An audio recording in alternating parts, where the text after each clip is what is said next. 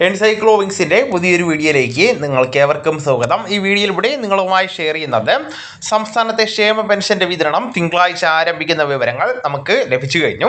എന്നാൽ ഇതൊന്നുമല്ല നമ്മുടെ സംസ്ഥാനത്തെ അമ്മമാർക്ക് അല്ലെങ്കിൽ സ്ത്രീകൾക്ക് ലഭിക്കുന്ന സ്ത്രീ സുരക്ഷാ വീട്ടമ്മ പെൻഷൻ പദ്ധതി BPL AY റേഷൻ കാർഡിനുള്ള 35 വയസ്സിനും 60 വയസ്സിനും ഇടയിൽ പ്രായമുള്ളവർക്കാണ് ലഭിക്കുന്ന ധനസഹായ പദ്ധതിയാണ് സ്ത്രീ സുരക്ഷാ സ്കീം.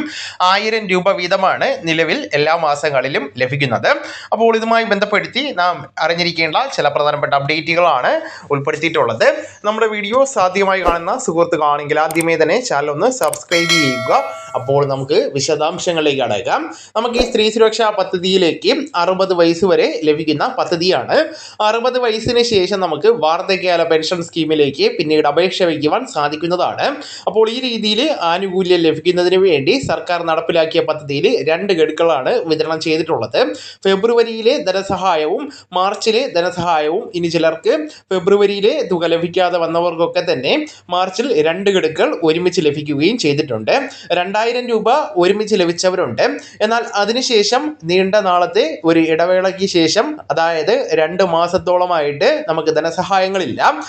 ഏപ്രിൽ മാസത്തെ തുക കുടിശ്ശികയായിട്ട് കിടക്കുകയാണ്. അതോടൊപ്പം തന്നെ ഇപ്പോൾ മെയ് മാസം, അതോടൊപ്പം തന്നെ ഈ ഒരു ധനസഹായ പദ്ധതി തുടരുമോ ഇല്ലയോ എന്ന് ഒരുപാട് ആളുകൾ ചോദിക്കുകയാണ്. സർക്കാരിന്റെ ഭാഗത്ത് നിന്ന് പ്രധാനപ്പെട്ട അറിയിപ്പുകൾ വന്നിട്ടുണ്ട്. പദ്ധതി തുടരുക തന്നെ ചെയ്യും. ഇത് ഏറ്റവും ജനക്ഷേമപരമായിട്ടുള്ള ഒരു പദ്ധതി കൂടിയാണ്. അതുമാത്രമല്ല, ഇതിൽ ചില മാറ്റങ്ങൾ വരുത്തി തുകയിൽ വർധന ഉൾപ്പെടെയുള്ള കാര്യങ്ങളായിരിക്കും ഒരുപക്ഷെ സർക്കാർ പരിഗണിക്കുന്നത്. എന്നാൽ അത് നിലവിലെ സാമ്പത്തിക പ്രതിസന്ധിയുടെ പശ്ചാത്തലത്തിൽ അത്തരം തീരുമാനങ്ങളിലേക്ക് ഇപ്പോൾ കടക്കുന്നതല്ല. അതോടൊപ്പം തന്നെ 1000 രൂപ വീതമാണ് നമുക്കിപ്പോൾ തുടർന്ന് ലഭിച്ചുകൊണ്ടിരിക്കുന്നത്. അപ്പോൾ ആ ഒരു രീതിയിൽ മുന്നോട്ട് കൊണ്ടുപോവുകയാണ് ചെയ്യുന്നത്. ഇനി അതോടൊപ്പം തന്നെ നിരവധി മേഖലയിൽ നിന്നും APL വിഭാഗത്തിലും അതോടൊപ്പം തന്നെ റേഷൻ കാർഡിൽ ഉൾപ്പെട്ടിട്ടുള്ള സാമ്പത്തികപരമായിട്ട് പിന്നോക്കം നിൽക്കുന്നവർ, അതോടൊപ്പം തന്നെ വരുമാന സർട്ടിഫിക്കറ്റിന്റെ അടിസ്ഥാനത്തിലാവാം, അങ്ങനെയുള്ളവരെ കൂടി പരിഗണിക്കണമെന്ന ഒരു റിപ്പോർട്ട് വരുന്നുണ്ട്. അല്ല എങ്കിൽ ഒരുപാട് നിവേദനങ്ങൾ വരുന്നുണ്ട്. അപ്പോൾ ഇത് പരിഗണിക്കേണ്ടത് സംസ്ഥാന സർക്കാരാണ്, പുതിയ സർക്കാരാണ്. അതിൽ അവർ അനുകൂലമായിട്ടുള്ള ഒരു തീരുമാനമെടുക്കുമെന്ന് പ്രതീക്ഷിക്കാവുന്നതാണ്. എങ്കിലും നിലവിൽ ഇപ്പോൾ ഈ പദ്ധതിയിലുള്ള 16,40,000 വരുന്ന ആളുകൾ അപ്രൂവൽ ആയവരുടെ എണ്ണമാണ്. റിജക്റ്റ് ആയവരും അതോടൊപ്പം തന്നെ ആപ്ലിക്കേഷൻ പെൻഡിങ് ആയവരുമുണ്ട്. അങ്ങനെയൊക്കെ വരുമ്പോൾ 18 ലക്ഷത്തോളം പേരുണ്ടായിരിക്കുന്നതാണ്.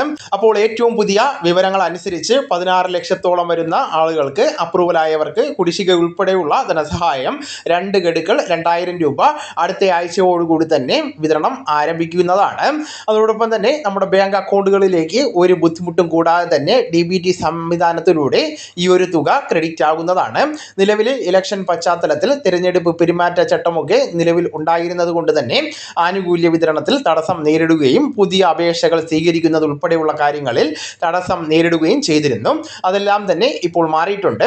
പദ്ധതി വീണ്ടും തുടരുമെന്നുള്ള സൂചനകളാണ് ഇപ്പോൾ ലഭിക്കുന്നത്. അപ്പോൾ ഈ വിവരങ്ങൾ നിങ്ങളുടെ സുഹൃത്തുക്കളിലേക്കും മറ്റു ഗ്രൂപ്പുകളിലേക്കും കൂടെ ഷെയർ ചെയ്യുക. നമുക്ക് തുടർന്നും വിജ്ഞാനപരമായിട്ടുള്ള മറ്റു വീഡിയോസും ആനുകാലിക വിവരങ്ങളുമായിട്ട് വീണ്ടും കാണാം. അതുവരെ ഗുഡ് ബൈ.